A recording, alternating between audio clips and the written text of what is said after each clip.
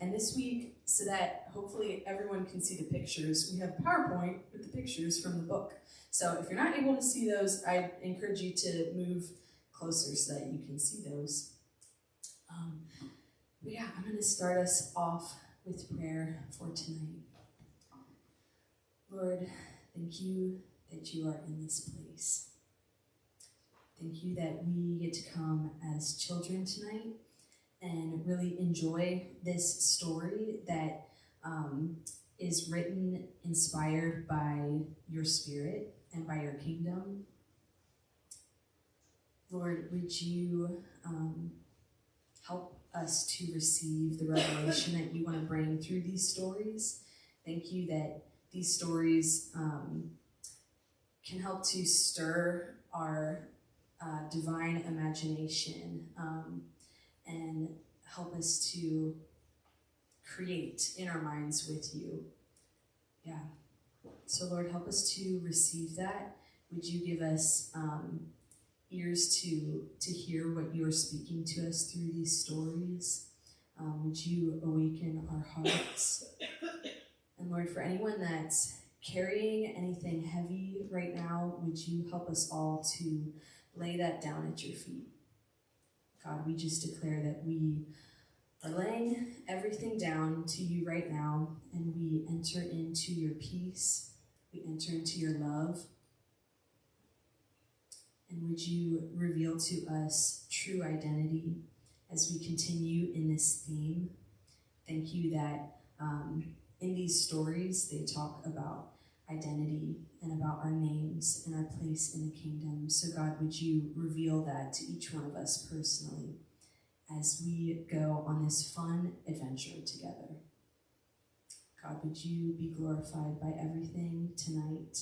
All of our listening, all of our imagining, all of our creating, would it all be so pleasing to you in Jesus' name?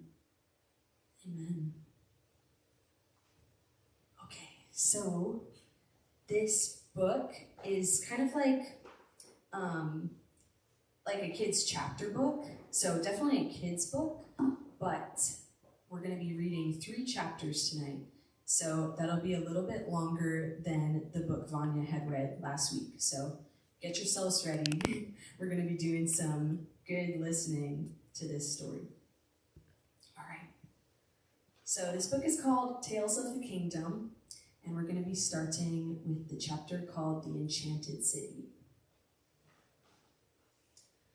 Once upon a time, not long ago and not far away, there was a boy, no longer a child and not yet a man, who lived in the enchanted city.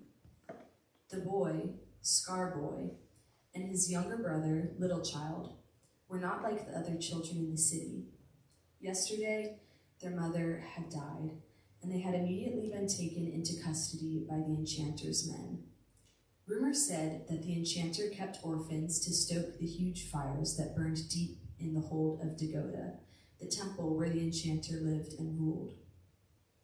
A burner, one of the secret police who carried out the enchanter's bidding, had brought the boys to the burning place, a vast square of ashes. There they would watch the funeral ceremonies for their mother, whose body rested on an ornate bier in the middle of the field. The thought of his mother choked the older boy. She had been so beautiful as the daughter of a king. There is a king, his mother had always insisted, a real king. She believed the ancient tales, even though signs were posted all over Enchanted City. There's no such thing as a king, death to pretenders. But his mother became ill, as did so many in the foul air of Enchanted City. In the last days before she died, she slipped in and out of fever, often telling Scarboy the ancient tales from her childhood. Once a great king ruled our city, she had said. All the people thought him beautiful and served him willingly. But the enchanter came and deceived the people and put a spell on the city. The king was exiled. Those who find him must hunt for him in the place where trees grow. Oompa, din. The death drums interrupted the boy's memories. Now he heard the ceremonial bells sewed to the hem of the fire priest's robes. He heard the mourners' chants, then a swish, an explosion. The funeral flames had been ignited.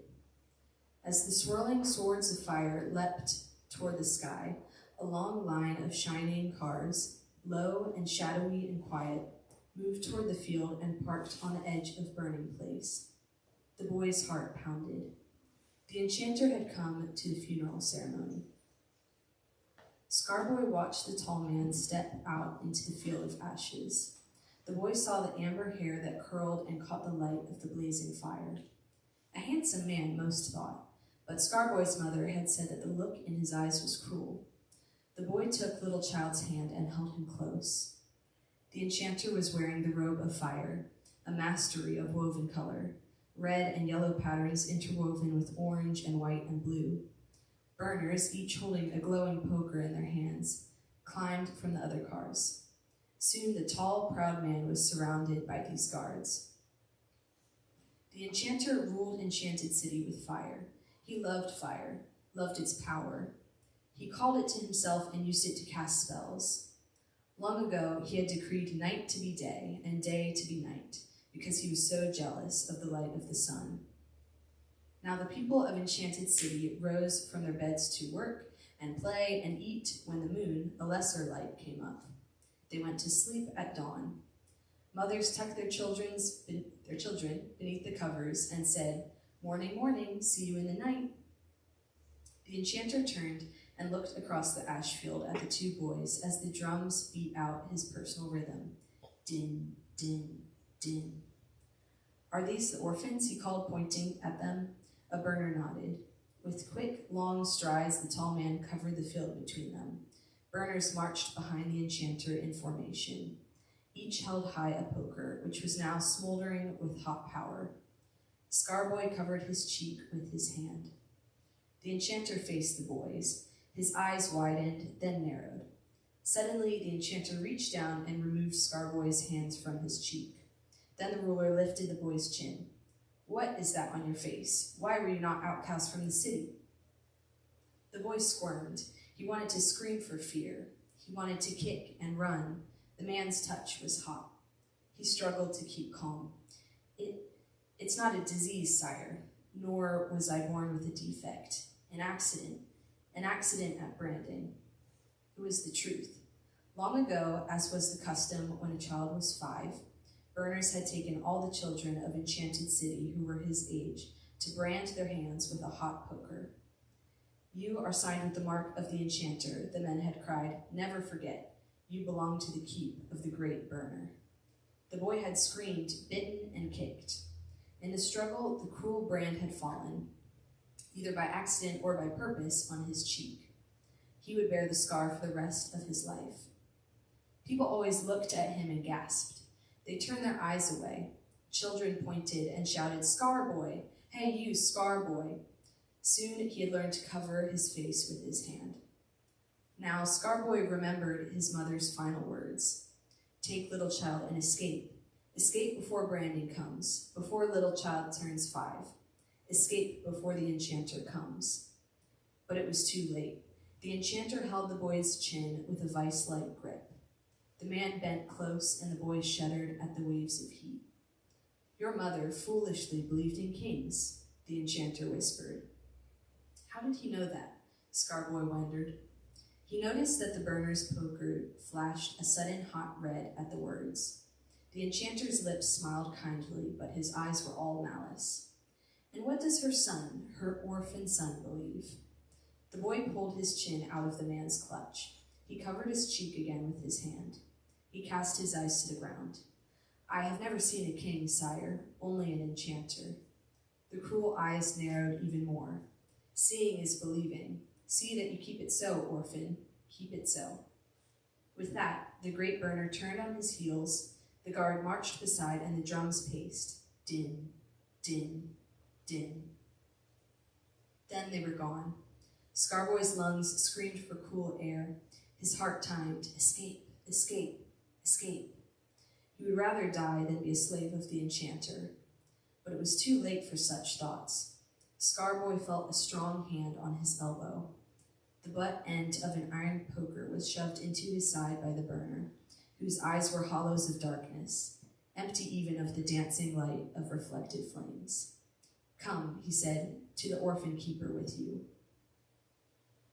The three moved away from the burning place, down little streets, past narrow buildings. Night lights stood on poles and lit the way. Day was far off. When they came to the market, Scarboy could see the jumble of bins and awnings. He could hear haggling and barter. The burner had released his hold, but it did not matter. His hard poker still jabbed Scarboy's side, and the boy knew he could never outrun his captor. Little Child whimpered, and Scarboy lifted him up. Suddenly, the power failed. "Lights out," people cried. Power outs were frequent, but at this precise moment it seemed a miracle. The enchanted city needed man-made power to live by and to light the night. Everything ran on energy from furnaces beneath the city, which were stoked with fuel. Buses and cars and buildings were attached to underground cables. But the fuel supply was always running low. The man-made power was always failing. In power outs, traffic stopped. Homes and places of business became dark. The clocks ran off time, on time, in between time. Even play didn't work. Sometimes the lights failed right in the middle of the ninth inning, just when the lights were needed most. But Scarboy knew this power out was his chance to escape. He bolted away from the burner, carrying Little Child safely in his arms. "Runaways, runaways," the burner shouted. But no one heard him in the confusion. Horns blared, push carts banged against each other, vendors yelled, "Hey, get that thief, hands off my stuff," as vagrants took advantage of the power failure to acquire food. Everyone screamed, "Lights, lights!" Amid all of this din, Scarboy made a successful getaway. He ran with his little brother in his arms, ran until his heart felt like bursting. When the power came back on, Scarboy stopped his frantic running. He had lost his way, and he knew that soon the burners would come looking for them. The enchanter could not be cheated out of what he owned. Fortunately, dawn was coming. All would obey the edict, sleep in the light, except for the burners, who would keep hunting even though the bright light hurt their eyes. If only Scarboy could stay awake and hide until he found the way out. But what was the way out? Could it be that there was a king, as his mother had said? Would it ever be possible to find the place where this king lived? Scarboy crept into a hole beneath the porch steps of a nearby house so he could buy some time to think. "It's not dark in the place where trees grow," his mother had said. But there were no trees in the city because all had been chopped for fuel.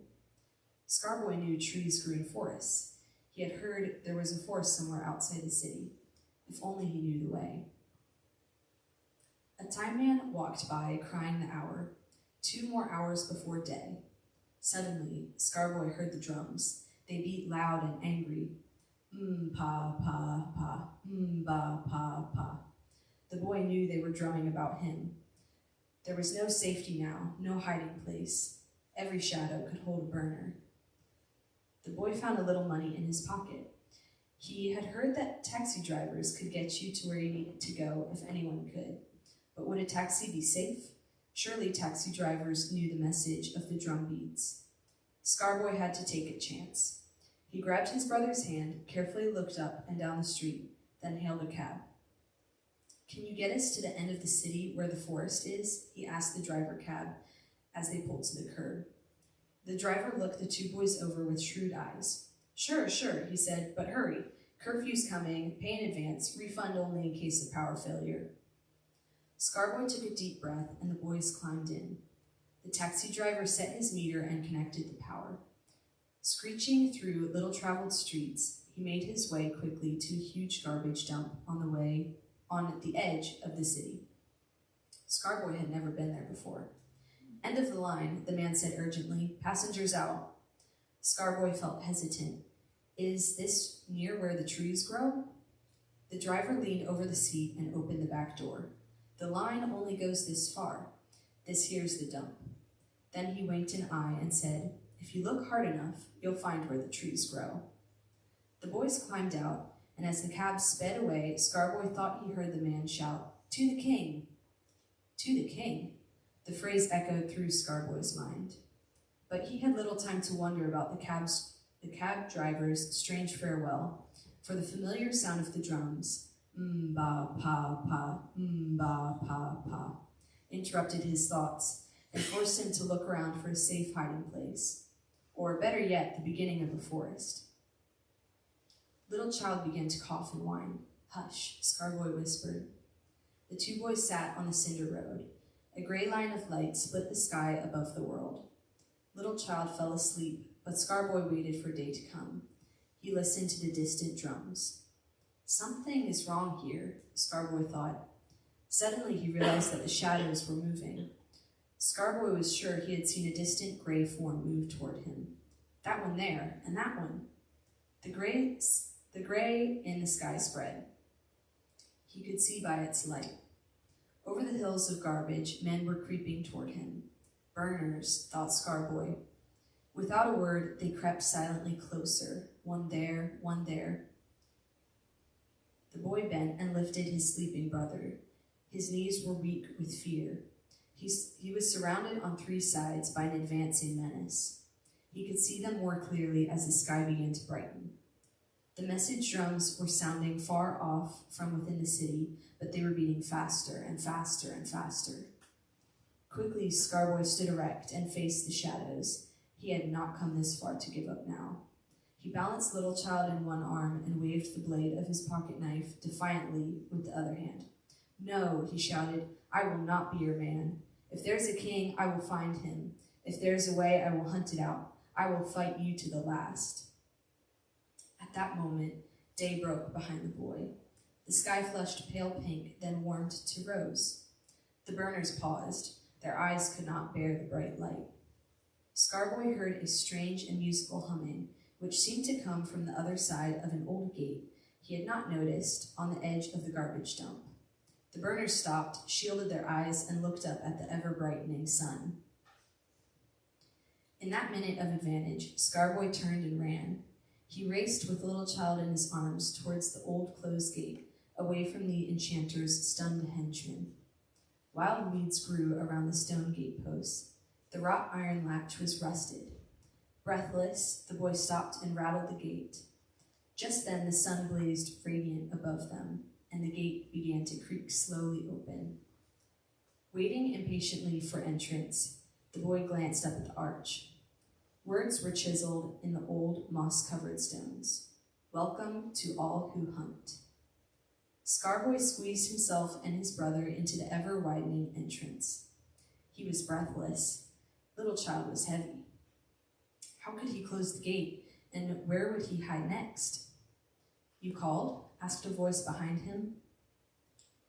You can do the next picture. The boy whirled to face the funniest-looking man he had ever seen. The creature was tall and wore a small tree on his head for a hat. His clothes were a color between green and brown and gray. A giant set of keys dangled from a vine which encircled his waist. He had long white hair and a long white beard, and both of them were tucked into his belt. His coat had pockets, and his vest had pockets, and his pants had pockets, all filled with pruning shears and scissors and trowels. The man was holding a hatchet, carved with strange markings, in front of his face.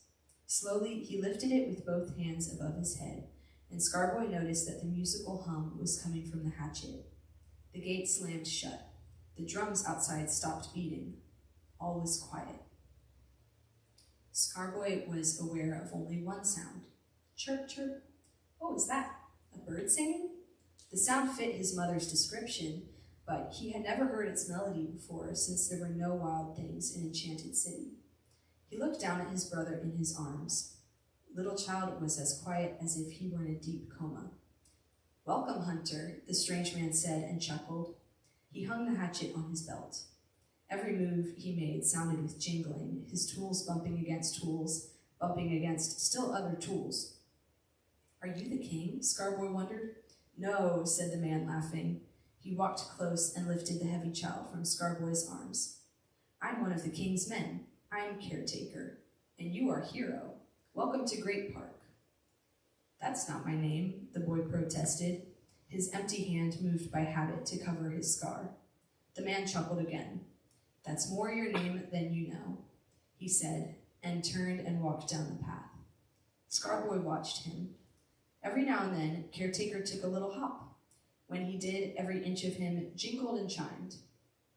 The boy was astonished at this silly creature. A king's man, he thought. His wonder increased. Caretaker stopped and looked back at him. "Come," he called, "we will go to Mercy." Scarboy watched the man dance down the path. Then he noticed that full day had come. The boy looked around at the trees and bushes and glorious spreads of green grass, all growing things. He took a deep breath and filled his lungs with cool air. Hero. He would wait to see if such a name were his. A king's man? But where then was the king? He would keep watch for a king. After all, seeing is believing, as the enchanter had said. One thing he did know. His mother had been right. It was not dark in this place where trees grow. There was hardly any darkness at all. The boy hurried to follow after Caretaker, feeling in his heart as though he had discovered something he had been hunting after all his life. And so the boy escaped from the perilous enchanted city because he was a hunter at heart, and hunters always find more than they know. That's the end of chapter 1. How are you guys doing? Doing good? Okay. So the next one is the orphan keeper's assistant. Once upon a time, the enchanter decreed that all who had disease or defects that could not be cured would be cast outside the city and left to die. All the unwanted and all the odd were cast out, and all those who belonged to no one except orphans. Orphans were kept because they were useful to the enchanter. In the blazing sun, a young woman picked her way across the garbage dump outside the enchanted city. She wore sunglasses, a wide-brimmed hat to protect her pallid skin, and a large round button that read, "We Love Children, Orphan Keepers Association." She kept slipping on the mounds of garbage. Even behind her sunglasses, her eyes were bothered by light. "Whoops, down again, watch out, light's white," she mumbled to herself. "Smats, huffy-puffy, garbage dumps are stuffy." Stained and filthy from her falls, she approached Stonegate entrance to Great Park. She thought she would rather do anything than go on this wild orphan's chase. Miss a day's sleep, smudges. How was she supposed to get these gates opened? She'd never been in this dreadful park before, but this was where the burners said the orphans had gone. She rattled the iron gate, noticed a curled potato skin caught on her sleeve, and swept it away. She rattled again. Nothing budged. She tried to crawl over the gate, but her legs kept slipping and her button caught between the thin rails. She finally stood back and hollered, "Does anybody hear me?" Her hat bobbed back and forth. She shifted her bulging basket of a purse and shouted again, "Does anybody hear me?" No answer. She tried another idea. "I am the orphan keeper's assistant. In the name of the orphan keeper, open. I am hunting for orphans." The gates creaked open. She was impressed by the power of the name she had shouted, never suspecting for a moment that the gates always opened for hunters. Once inside, she followed a path, huffing and puffing all the way. Whew, what a jungle, all of those trees. Better they were chopped down for fuel. What's all that noise? In the distance, she noticed a crowd of people in a large field. Some seemed to be dancing. A young man juggled several balls in the air. Then he dropped one. An older man was walking on a tightrope. All were working hard, but they were laughing and seemed to be enjoying themselves. What a strange place. Orphan Keeper's assistant hurried on, ignoring brightly colored flowers waving on long green stems, and majestic four-legged creatures, their ears poised to catch any sound. Thankfully, her eyes were shaded by sunglasses. She squinted behind them to keep out the bright light and this dreadful profusion of shape and color. Orphans were on her mind. Oh, bother, orphans and outcasts. No sane person cared for either. She knew that better than others. Hadn't she been the daughter of an outcast before earning a useful place in the enchanter's service? Na-na-na-na-na-na. the children of Enchanted City had all teased when she was a little girl. Your mother's an outcast, an outcast, an outcast. Her mother had come down with an incurable disease, a malady called heart sickness, and had been cast out. Then, when her father died, she became an orphan. The double chin of the orphan keeper's assistant folded into her neck, and her shoulders shuddered at the memory. She hated outcasts. Nobody wanted to be an outcast. The field she followed led to Caretaker's cottage, all gingerbread trim and field stone. A young man, tall and handsome, stepped out the door just as she arrived.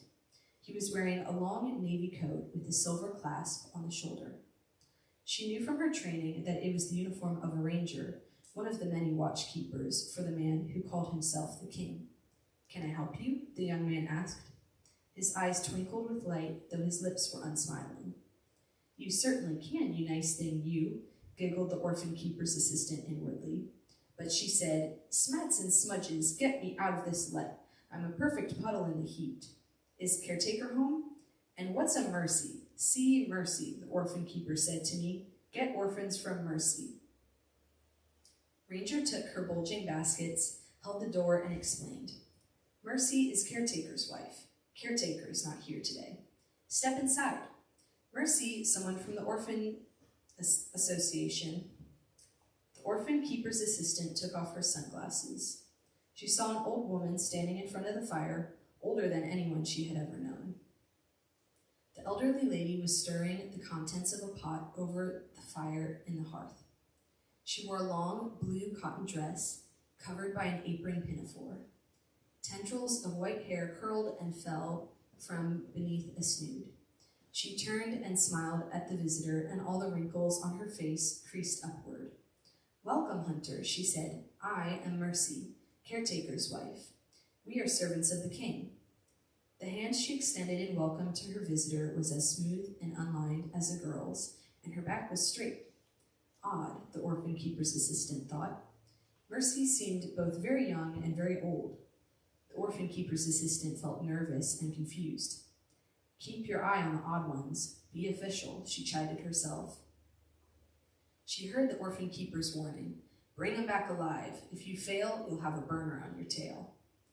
"I am the orphan keeper's assistant," she announced loudly, hoping everyone in the room would be impressed. She hooked a thumb under her official button and pushed it out from her blouse. Opening her basket, she produced a signed document. "I have a warrant for errands here, signed by orphan keeper herself. 2 runaways last seen at Stonegate entrance, one called Scar Boy." Her eyes were beginning to adjust to the dim light inside the cottage, and what she saw astounded her. 2 girls cleared dishes from the extended table, feeling the surface with their hands, counting with their fingers. They were blind. Skinny sticks of children ran in and out. Who would want such skeletons, orphan keeper's assistant thought. 3 children were playing a game on the floor, one with crutches, one not moving. What kind of hole is this? Who wants outcasts? Yuck. Then she spotted 2 boys who stood in a corner. They moved away from her gaze. The older one hid his cheek behind his hand and held the young one tightly by his other hand. There they were. The young ranger made a motion. "Excuse me, Mercy, but I must keep watch. Will you need anything?" he asked, glancing at the woman. The caretaker's wife shook her head. With a sweep of his cloak, he was out and gone. "Fool," thought the orphan keeper's assistant. "Do you think this old ditty is a match for me?" She was sorry to see him go. She needed a little romance in her life. An assistant got sick and tired of orphan roll calls, orphan head counts, orphan work shifts, orphan manuals. Who needed another orphan hunt? The Enchanter's Pagoda was hardly a place for such a sentimental creature as she. She often dreamed of a nice young man saying, "Orphan keeper's assistant, you are my heart's desire."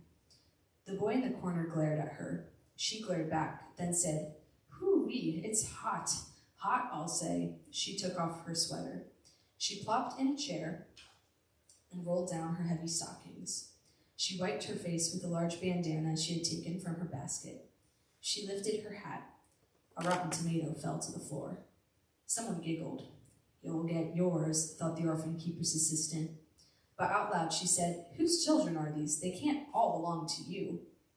Mercy smiled again, the wrinkles creasing upward. "They are mine," she said, looking at the young woman straight in the eye. "They're all mine.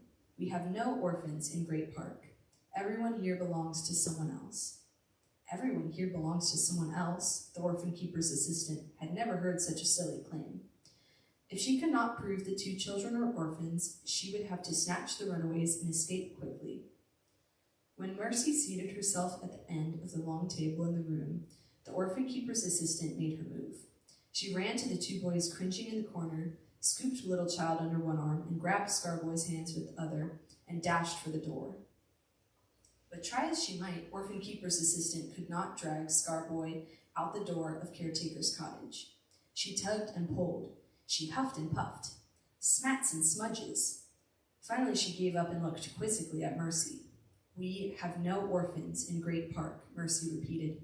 "These children belong here. You cannot take them unless they leave willingly." "Willingly, eh?" A gleam appeared in the eyes of orphan keeper's assistant. "You're old, she said to Mercy. "You're too old to stop me." It was a challenge. The two boys moved quickly into the far corner. Orphan keeper's assistant settled herself at the opposite end of the table from Mercy. She placed her elbows on the tabletop with her chin in her hands. Mercy took the same pose. The two women's eyes locked.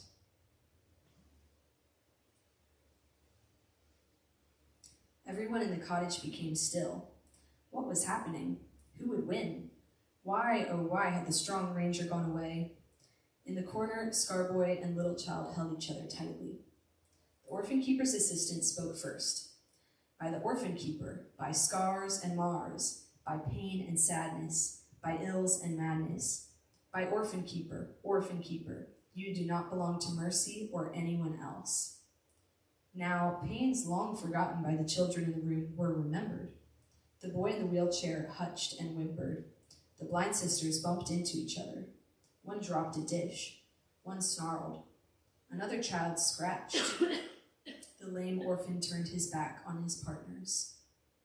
Mercy looked the orphan keeper's assistant straight in the eye. She answered her spell. "Caretaker, caretaker's wife. Whose are these? They are mine.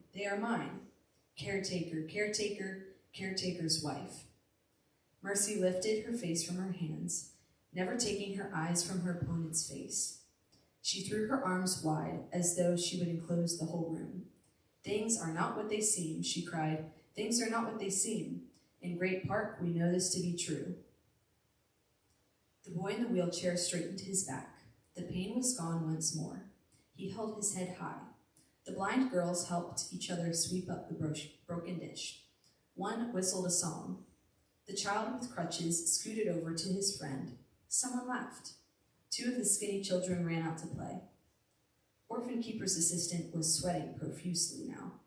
Driblets of water ran down her face. Blats, smats. She'd be fired for sure. Burned by burners. Where did Mercy's strength come from? The orphan keeper's assistant made fists of her hands and jammed them down hard on the tabletop. "Ordinary orphan hunt. Ha! This is not ordinary at all. Lousy orphan keeper should have come herself." She pinned her mind to the boy standing in the corner.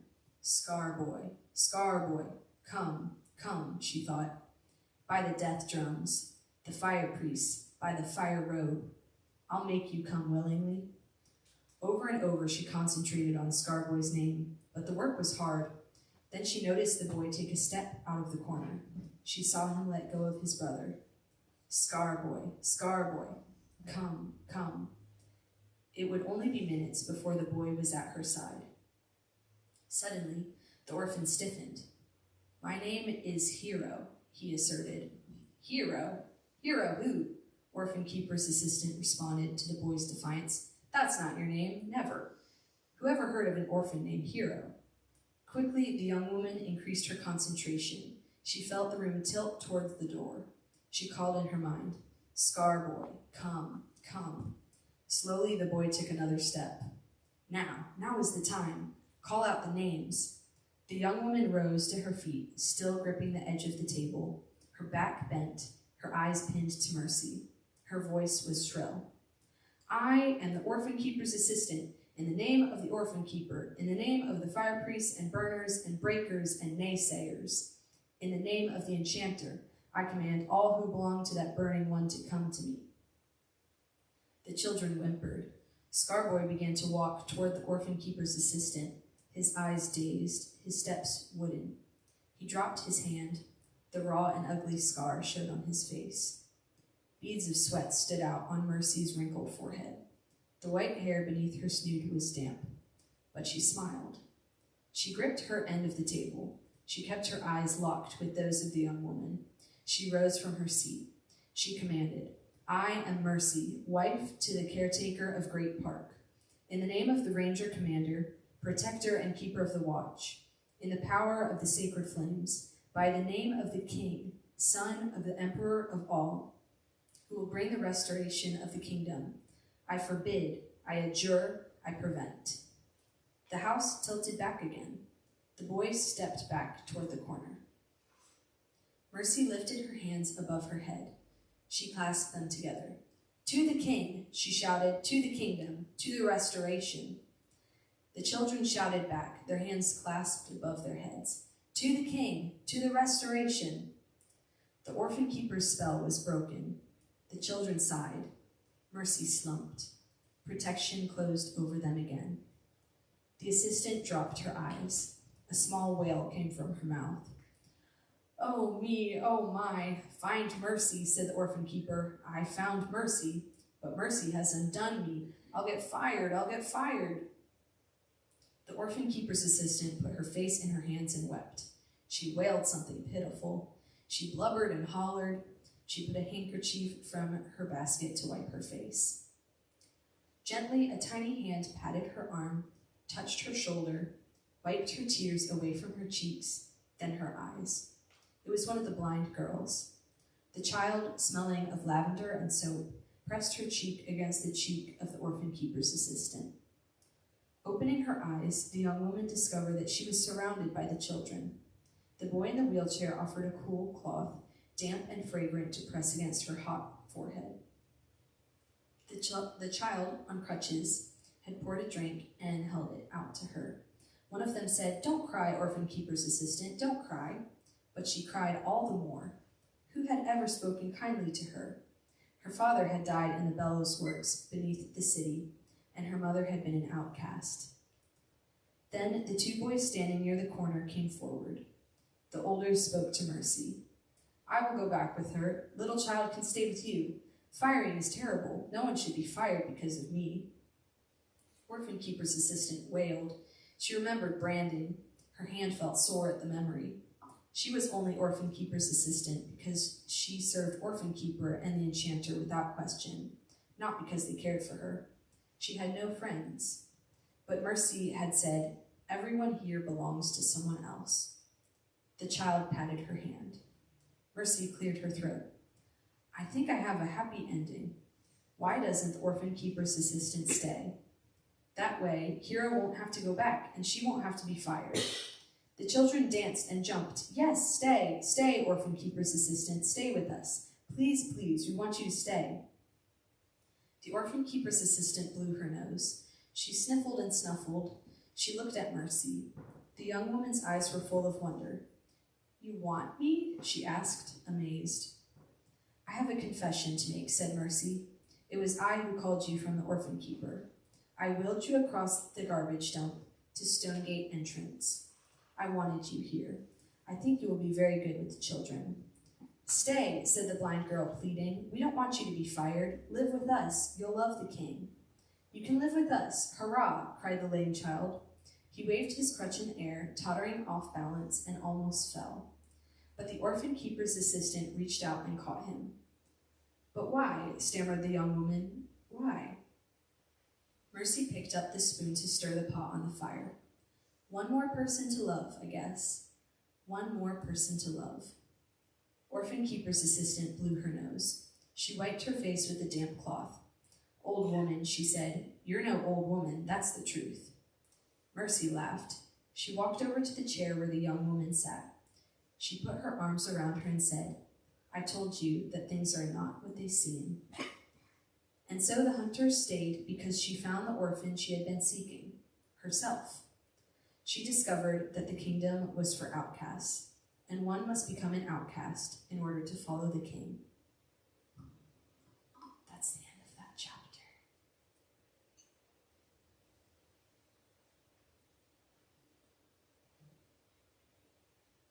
Are you guys okay with one more? Awesome. Okay, yeah, this one's called The Apprentice Juggler. I like this one a lot. There was a juggler in Great Park, the land of the king, who wanted to perform with the juggling master's troupe more than anything else in the whole world. But he had something terrible hidden in his heart, a secret he had shared with no one man.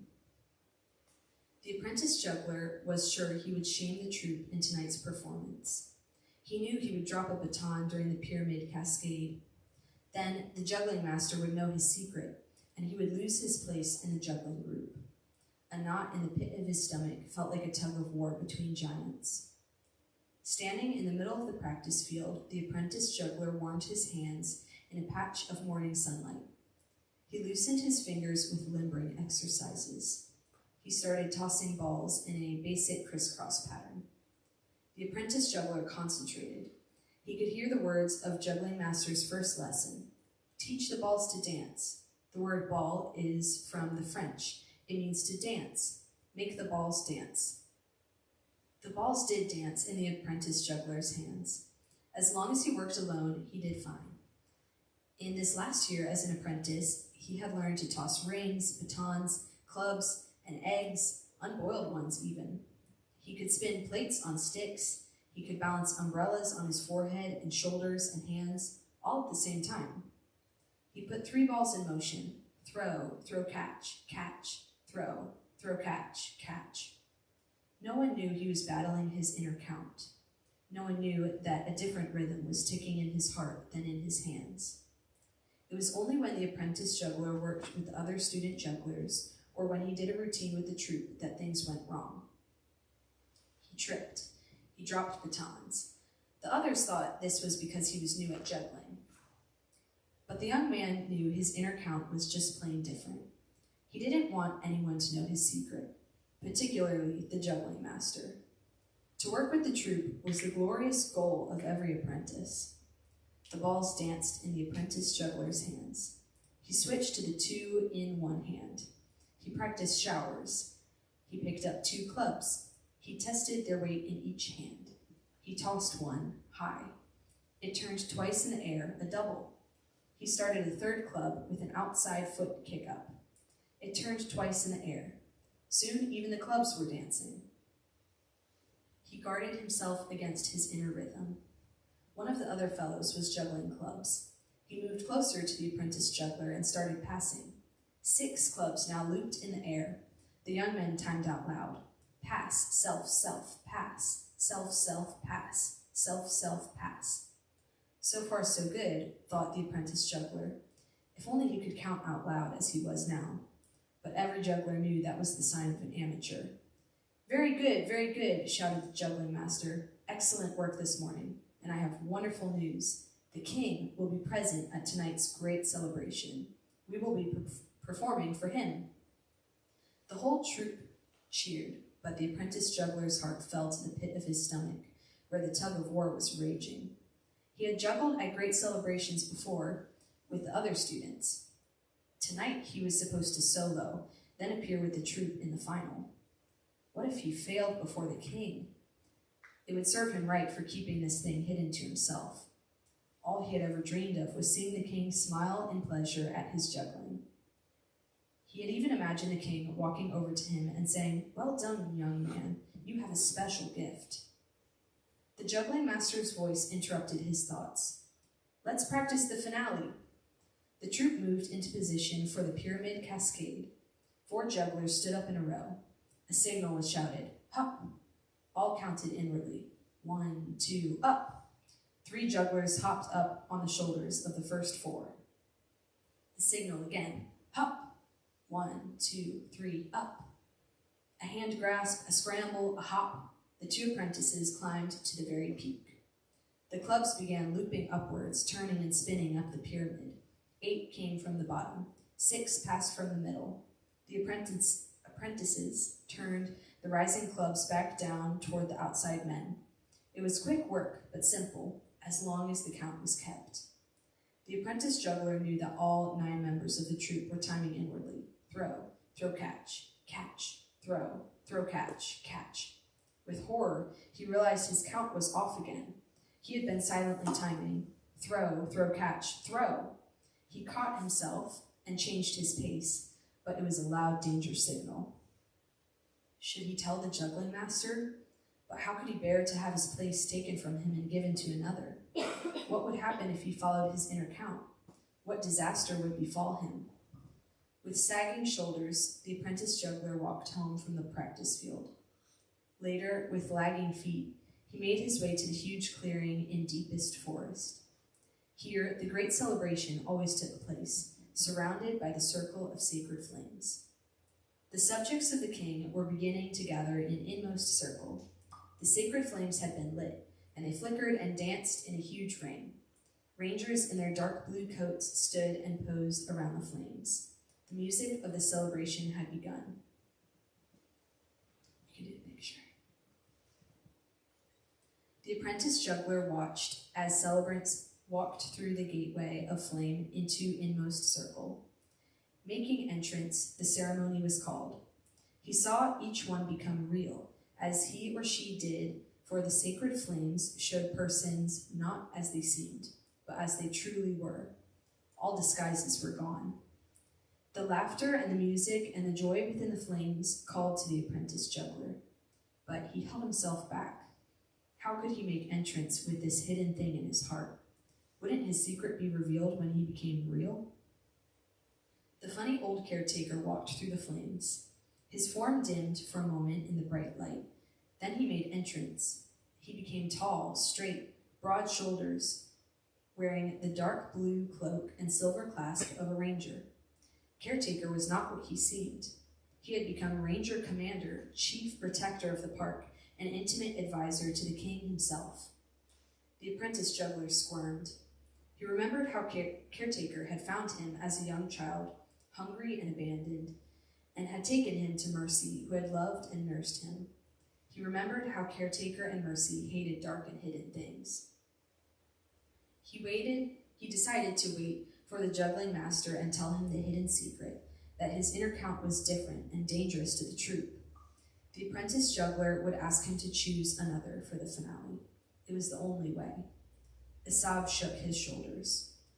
Nevermore the feeling of batons or the thrill of tumbling objects. Nevermore the weight of the ball popping into his palm, then popping out. Nevermore the wonderful rhythm of the troupe. They would give his place to another. What would become of him? Where would he belong? The young man knew he would never make a good baker or gardener or forester. He couldn't stand singing or dancing. He had absolutely no desire to be a ranger. The only thing he ever wanted to do was make balls and clubs and rings and batons and eggs, unboiled, dance. In anger, the apprentice juggler tossed the balls he held. This time he kept his own count. Sure enough, the balls moved at awkward intervals. The juggling was not smooth. The rising and falling rhythms were hazardous. He had to tell a secret. He would never be like the other jugglers. A beggar was approaching the circle of fire. The man wore a brown cloak with a hood that covered his face. He carried a staff and limped. "Alms, alms," he cried. "Pennies for the poor, the poor." The beggar stopped by the boy and asked, "Juggler, are you performing in the great celebration?" The young man shook his head. Suddenly, he wanted to stutter out his secret. He wanted to say, "I have something hidden in my heart."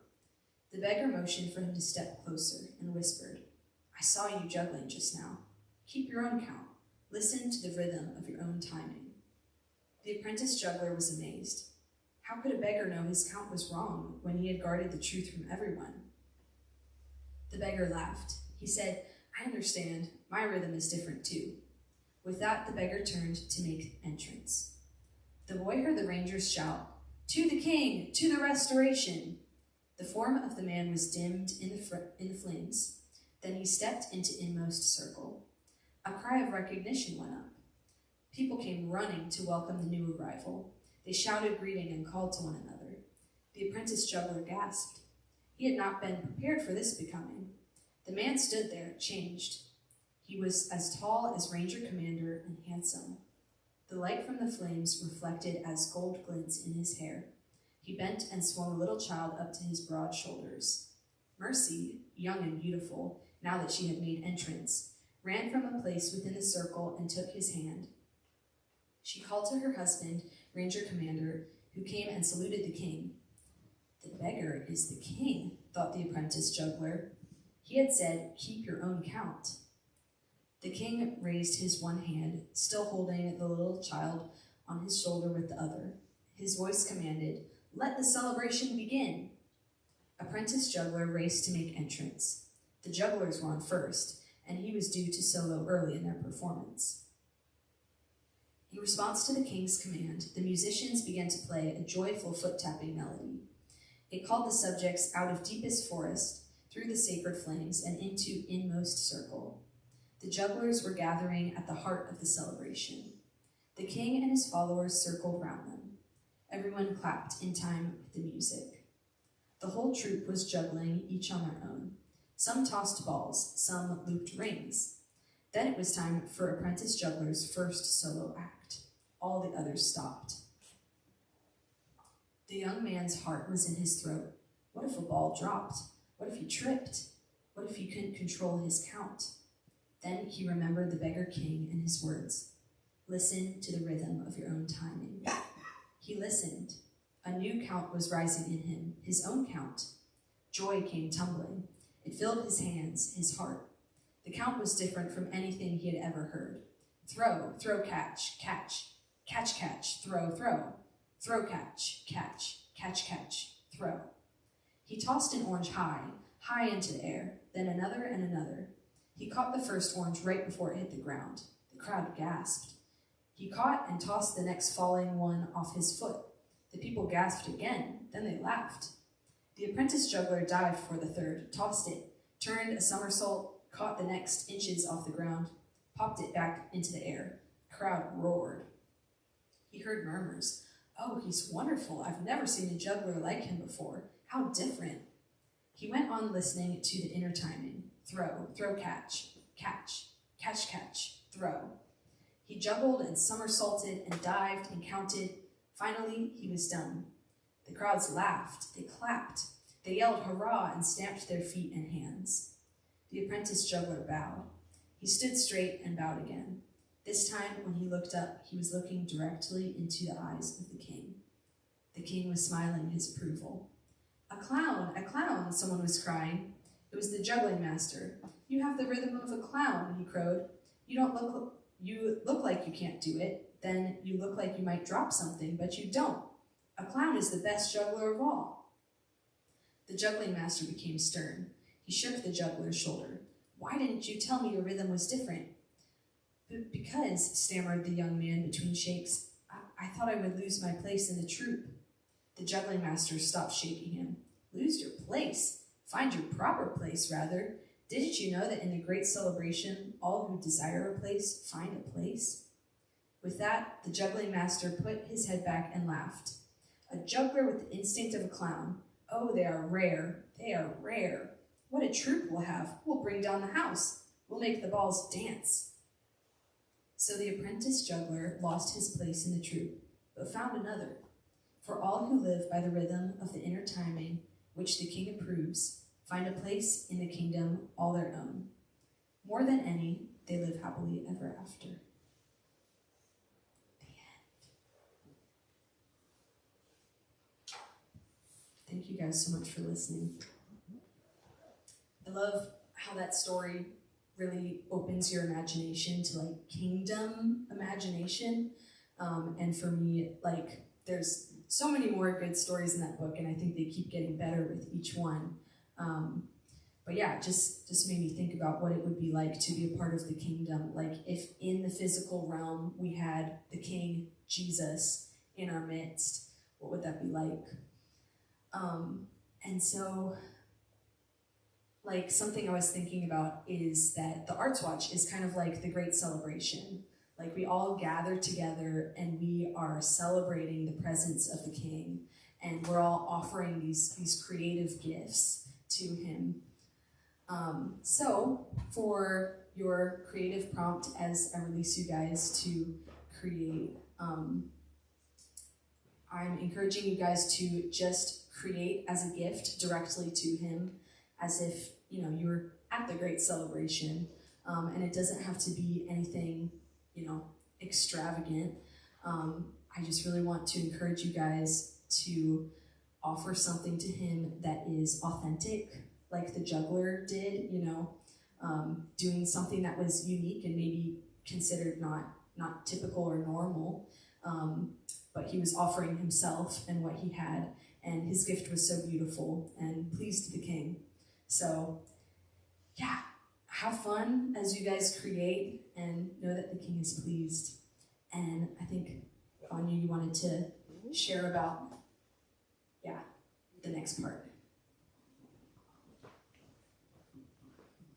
Yeah, so as part of that, something we were thinking about as you take time to create something that's just so authentic to you and like create an offering for Jesus. We have a space here for you to display what you create. And that's actually going to be, we felt like tonight was going to be a little unconventional, but just like festive. So we're intermingling the testimony time with the display time, where as people display their offerings to God, for you to just look at, almost as if you're in an art gallery, to see what other people have created, and then just go to the artist behind the art and tell them how it impacted you. So it's almost like we're giving our testimonies, but to each other. And it's partly for timing reasons too, just because the story ran long. So we're interweaving testimony time with creation time. And we'll see how you experience this time. And then when we're finished at around 9, I'll come up and pray over our time. Yeah. So we release you. Yeah, and me and Vanya will be available for prayer if anyone has need. We'll be in those chairs over there like usual. Thanks.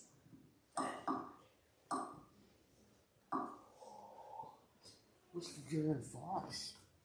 How bad is that? Look at that.